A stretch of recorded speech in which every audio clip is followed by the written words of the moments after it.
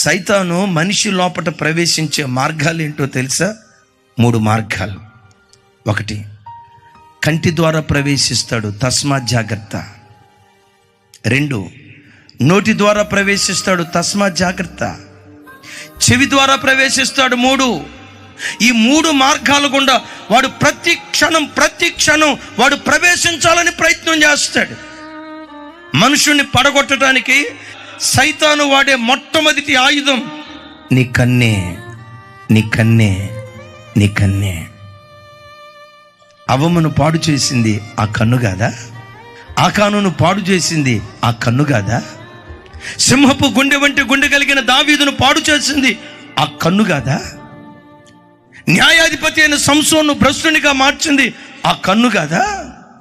అందుకనే ఈరోజు వాక్యం వింటున్న బిడ్డలరా, క్రైస్తవునిగా నీ బ్రతుకులో నీ చూపు విషయంలో జాగ్రత్త, నీ కంటి విషయంలో జాగ్రత్త.